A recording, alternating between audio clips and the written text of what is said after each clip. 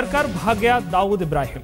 भारतीय जांच एजेंसियों द्वारा दाऊद के 9 पतों का खुलासा करने के बाद पाकिस्तान ने 1993 मुंबई बम ब्लास्ट में मोस्ट वांटेड दाऊद इब्राहिम का ठिकाना बदल दिया है।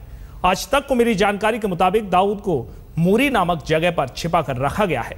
सवाल उठता है कि कहीं पाकिस्तान इस आशंका से तो नहीं डर गया है कि भारत एबटाबाद जैसा ऑपरेशन अंजाम दे सकता है।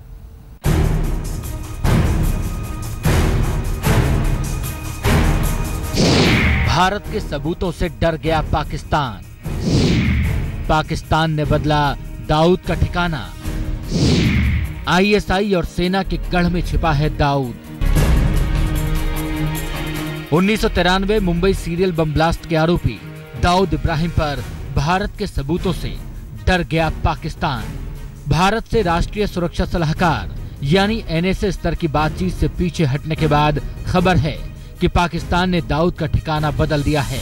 आज तक को भरोसेमंद सूत्रों से मिली जानकारी के मुताबिक पाकिस्तान की खुफिया एजेंसी आईएसआई ने रविवार दोपहर करीब 2:30 बजे दाऊद को कराची से बाहर भेज दिया। सूत्रों के मुताबिक भारत के मोस्ट वांटेड को उत्तरी पाकिस्तान के मूरी नामक जगह पर छिपाया गया है। जिस जगह पर दाऊद को रखा गया है वो आईएसआई और पाकिस्तानी आर्मी का ठिकाना है। बताया जाता है कि दाऊद के साथ उसकी पत्नी, छोटी बेटी और अनीस का परिवार भी है। खबरों के मुताबिक दाऊद को पाक फौज के वाहन से कराची से मूरी ले जाया गया है।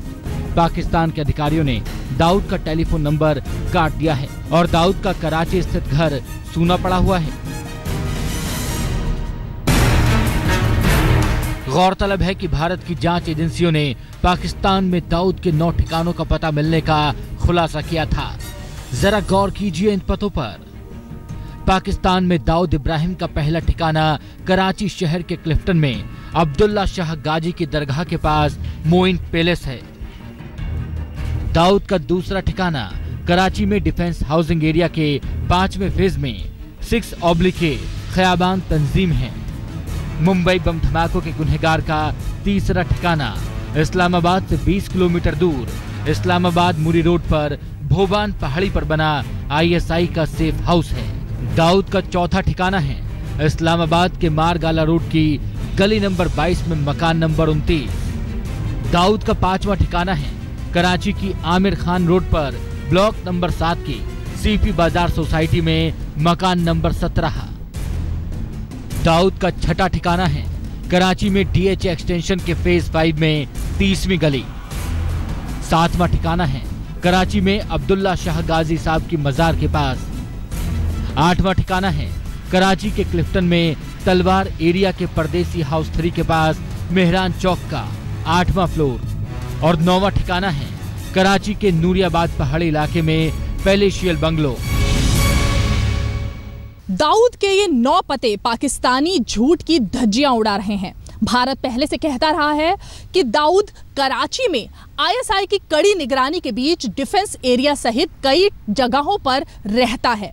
अगर एनएसए स्तर की बातचीत हुई होती तो पाकिस्तान को दाऊद के इन ठिकानों पर जवाब देना होता। पाकिस्तान के पास इसका कोई जवाब नहीं, इसलिए उसने बातचीत ही रद्द कर दी। लेकिन क्या बातचीत से मुंह मोड़कर दाऊद को बचा पाएगा पाकिस्तान? ऐसे में सवाल उठता है कि अब क्या? आज तक के कार्यक्रम सीधी बात में पूर्व गृह सचिव और बीजेपी सांसद आरके सिंह का कहना है कि एबटाबाद में जैसे अमेरिका ने ओसामा बिन लादेन को मारा था वैसा ही ऑपरेशन दाऊद के खिलाफ किया जा सकता है। सबूत दे दे कि दाऊद उसके पास है, कभी नहीं मानेगा। तो हैंड ओवर करने की बात तो दूर, अगर आपको दाऊद को लाना, वो डिनाई करते रहेगा और बेयर फेसेड शेमलेस डिनाइल होगा वो। अगर आपको दाऊद चाहिए तो आपको दाऊद को लाने के लिए दूसरे उपाय करने होंगे। क्या उपाय? उसका उपाय तो है वो हम लोग शायद ओपनली डिस्कस नहीं कर सकते, लेकिन उसके उपाय हैं। ये तो बहुत सारे कंट्रीज करते हैं, जैसे ओसामा बिन लादेन के साथ अमेरिका ने। हाँ, जैसे ओसामा बिन लादेन के साथ अमेरिका ने किया, उसी तरह की एग्जैक्टली वैसे। गौरतलब है कि पाकिस्तान के एबटाबाद में 2 मई 2011 को अमेरिका के सील कमांडोज ने एक बेहद गोपनीय ऑपरेशन में लादेन को मार गिराया था और आरके सिंह उसी का जिक्र कर रहे हैं। लेकिन क्या अमेरिका की तरह भारत ऐसा करने की स्थिति में है। पूर्व गृह सचिव और बीजेपी सांसद आर.के. सिंह ने खुलासा किया कि ऐसी कोशिश पहले भी हुई थी, लेकिन बताया जाता है कि मुंबई पुलिस के कुछ भ्रष्ट लोगों की वजह से वो कोशिश नाकाम हो गई। एक बार पहले शायद कुछ प्रयास हो रहा था या कुछ कार्रवाई चली थी जी ना, उसके पहले कार्रवाई चली थी जो हमारी जानकारी में आई, लेकिन किसी न किसी तरह से वो अबॉर्ट हो गया। आर.के. सिंह का ये खुलासा यकीनन सनसनीखेज है। उनके मुताबिक अगर उनसे सलाह मांगी जाए तो वो दाऊद को ठोक डालने की सलाह देंगे। मेरे ख्याल से कोई उनको बताएगा, कोई उनको सलाह देगा। अगर मैं सलाह देने वाला रहूं तो मैं ये शायद सलाह दूंगा कि जाके ठोकते हैं इसको। हाफिज सईद को भी, दाऊद को तो पक्का। 22 सालों से भारत को दाऊद का इंतजार है। तमाम सबूत भी हाथ लग गए हैं। जाहिर है अब उन सबूतों पर कार्रवाई का वक्त आ गया है, लेकिन पाकिस्तान भी तो पैंतरेबाजी से बाज नहीं आ रहा।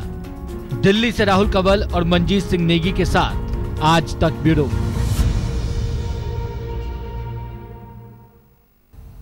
दाऊद को पकड़ना मुश्किल नहीं, मुमकिन है। जी हां, भारत का दुश्मन नंबर 1 बखूबी हमारे कब्जे में आ सकता है। आज अगर दाऊद को पकड़ना संभव दिख रहा है तो उसके लिए मोदी सरकार की नीति को धन्यवाद देना होगा और राष्ट्रीय सुरक्षा सलाहकार अजीत डोभाल तेज तर्रार दिमाग को सलाम करना होगा। डॉन को पकड़ना मुश्किल ही नहीं, नामुमकिन है। बदल दीजिए ये फिल्मी डायलॉग, क्योंकि अब डॉन को पकड़ना मुश्किल नहीं बल्कि मुमकिन है। जी हां, पिछले 22 साल से जो चीज मुश्किल और नामुमकिन नजर आ रही थी, अब वो मुमकिन दिखने लगी है। मोदी सरकार की कूटनीति और उनके राष्ट्रीय सुरक्षा सलाहकार अजीत डोभाल की रंग लाती रणनीति के बाद पहली बार ऐसा नजर आने लगा है कि हिंदुस्तान की पुलिस से भागता फिर रहा अंडरवर्ल्ड डॉन दाऊद इब्राहिम अब जल्द कानून के शिकंजे में आ सकता है। दाऊद ये एक ऐसा मुलजिम है कि जो इंटरनेशनल टेररिस्ट माना जाएगा और इसलिए उसे इंटरनेशनल कम्युनिटी अगर उसे दबाव डालती है तो मुझे पूरी उम्मीद है कि उसको पाकिस्तान को यहाँ हमारे देश में उसको भेजना होगा और पाकिस्तान पे दबाव डालना, यही हमारे लिए कामयाबी होगी। दाऊद को पकड़ने का दावा महज कोरा आशावाद नहीं है, बल्कि ये हकीकत बन सकता है। दरअसल सत्ता संभालने के बाद मोदी सरकार ने जिस रणनीतिक और तेज तर्रार अंदाज में देश के दुश्मन को पकड़ने का जाल बिछाया है, उसे अब कामयाबी मिलती दिखने लगी है।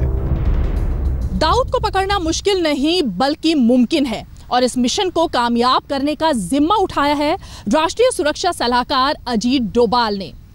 इंटेलिजेंस ब्यूरो के पूर्व निदेशक केरल काडर के 1968 बैच के रिटायर्ड आईपीएस अफसर डोभाल एनएसए अजीत डोभाल की अगुवाई में चल रहे मिशन दाऊद में जांच एजेंसियों ने दाऊद इब्राहिम की ताजा तस्वीरें सामने लाई और इसके अलावा पाकिस्तान में दाऊद के छिपने के 9 ठिकाने भी ढूंढ निकाले, जिसके बाद अब पाकिस्तान को जवाब देना मुश्किल पड़ रहा। इस तस्वीर में दाऊद क्लीन शेव नजर आ रहा है। उसके चेहरे पर झुर्रियां हैं। फोटो से साफ जाहिर है कि उसने कोई प्लास्टिक सर्जरी नहीं कराई है। दाऊद की ये तस्वीर ये साबित करने के लिए काफी है कि किस तरह जांच एजेंसियां दाऊद के इर्द गिर्द शिकंजा कस चुकी है। दाऊद की ताजा तस्वीर भारत के पास है, उसका पता भारत के पास है, उसकी हर हरकत पर खुफिया एजेंसियों की पैनी निगाह है। पाकिस्तान लाख इनकार कर ले, लेकिन अब उसके लिए दाऊद को छुपाना नामुमकिन है। सिर्फ एनएसए स्तर की बातचीत को तोड़कर पाकिस्तान दाऊद के मसले से भाग नहीं सकता।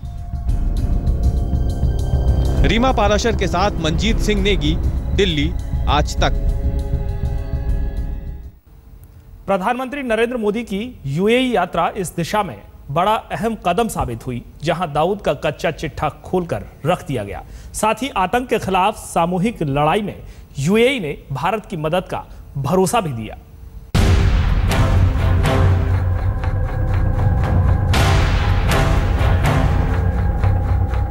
पिछले हफ्ते प्रधानमंत्री नरेंद्र मोदी 2 दिन के यूएई दौरे पर थे। पीएम का यह दौरा यूएई से द्विपक्षीय रिश्ते मजबूत करने के अलावा दाऊद पर शिकंजा कसने की दिशा में बेहद अहम साबित हुआ।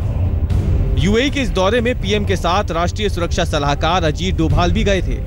अपनी तेज तर्रार छवि और आतंकवाद के खिलाफ सख्त रुख की वजह से सोशल मीडिया में डोभाल जेम्स बॉन्ड के रूप में लोकप्रिय हो रहे हैं। इंटेलिजेंस ब्यूरो की कमान संभालते वक्त दाऊद को पकड़ने के लिए कड़ी मेहनत करने वाले डोभाल अपने साथ यूएई में फैले दाऊद के आर्थिक साम्राज्य का पूरा कच्चा चिट्ठा लेकर पहुंचे थे, जिसे उन्होंने यूएई को सौंपकर इसे जब्त करने की मांग की थी। यूएई ने भी जांच के बाद ऐसा ही करने का भरोसा दिया है। यकीनन यूएई का ये भरोसा दाऊद को गिरफ्त में लाने की दिशा में बड़ी कामयाबी है। दाऊद ने दुबई की जायर रोड पर 5 लाख स्क्वायर फीट का प्लॉट खरीदा है। साथ ही दुनिया के सबसे बड़े पॉश आइलैंड पाम जुमेरिया में दाऊद के कई विला भी हैं। दाऊद को घेरने के लिए भारत ने चौतरफा प्लान बनाया है। हाल ही में पीएम मोदी का यूएई दौरा इस मसले पर निर्णायक साबित हो सकता है। इस दौरे के दौरान पीएम के साथ राष्ट्रीय सुरक्षा सलाहकार अजीत डोभाल ने दाऊद की संपत्ति पर भारी भरकम सबूतों का पुलिंदा यूएई सरकार को दिया है और दाऊद की संपत्ति को सील करने की गुजारिश की है। यूएई ने भी इस मसले पर सकारात्मक जवाब दिया है। इस दौरे में पहली बार भारत यूएई से पाकिस्तान को कड़ा संदेश दिलवाने में कामयाब रहा, जिसका जिक्र दुबई क्रिकेट स्टेडियम में प्रवासी भारतीयों के बीच अपने संबोधन में पीएम मोदी ने भी किया था। अमीरात और भारत की तरफ से आतंकवाद के खिलाफ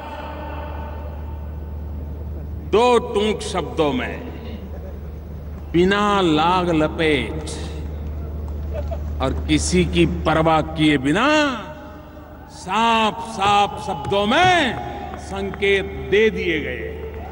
समझने वाले समझ जाएंगे। उधर दाऊद को पाकिस्तान से उठाकर भारत लाने की रणनीति भी लगभग पूरी हो चुकी है। दाऊद के खिलाफ भारत इंटरपोल से रेड कॉर्नर नोटिस जारी करवा चुका है। इंटरपोल का सदस्य देश होने के नाते पाकिस्तान की जिम्मेदारी है कि वो दाऊद पर नजर रखे, उसके पकड़े जाने पर उसे गिरफ्तार करे। इसके बाद भारत प्रत्यर्पण कानून 1962 के तहत दाऊद को पाकिस्तान से हासिल करेगा। इस कानून के तहत भारत वांटेड लोगों को उन देशों से भी ला सकता है जिसके साथ प्रत्यर्पण संधि नहीं है। यही नहीं, दाऊद को पकड़ने के लिए भारत ने अमेरिका का साथ भी हासिल कर लिया है। पीएम मोदी के अमेरिकी दौरे में जिन बातों पर दोनों देशों के बीच आपसी सहयोग पर सहमति बनी, उसमें सबसे अहम आतंकवाद और आपराधिक नेटवर्क के ठिकानों को नेस्तनाबूद करना भी शामिल था। इसमें डी कंपनी का नाम भी था। बताया जाता है कि पीएम के दौरे के बाद भी अजीत डोभाल अमेरिका में ही रुक गए थे और अमेरिकी अधिकारियों से मिलकर दोनों देशों में हुए इस समझौते को लागू करने के लिए उठाए जाने वाले कदम को अंतिम रूप दिया था। यानी दाऊद के खिलाफ चक्रव्यूह तैयार हो चुका है। एक तरफ अमेरिका का दबाव, दूसरी तरफ सऊदी अरब का दबाव। अब देखना दिलचस्प होगा कि इन अंतर्राष्ट्रीय दबावों से पाकिस्तान कब तक दाऊद को बचा पाएगा। मंजीत नेगी, दिल्ली, आज तक। दाऊद इब्राहिम को पकड़ने के लिए भारत चौतरफा शिकंजा कस रहा है, लेकिन एक वक्त था जब दाऊद खुद सरेंडर करने को बेकरार था, लेकिन उसकी शर्तों की वजह से भारत ने उसकी पेशकश को खारिज कर दिया।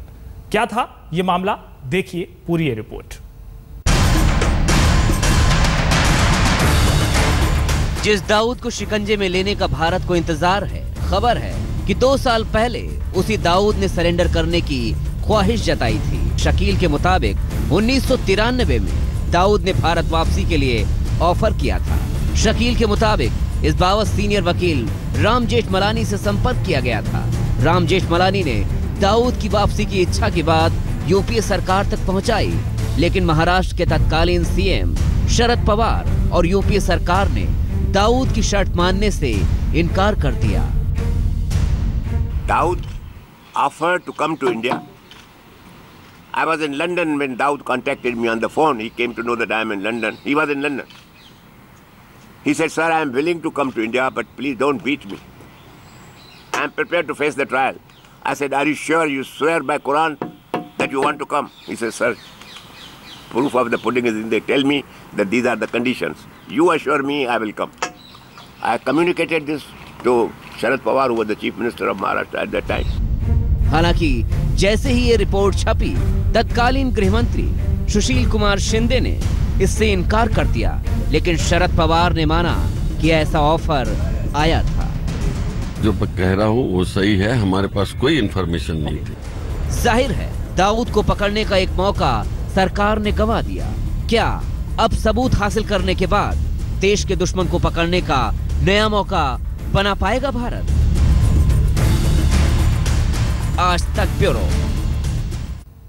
इस खास पेशकश में अभी के लिए बस इतना ही, लेकिन देश और दुनिया की तमाम खबरों के लिए आप देखते रहिए आज तक।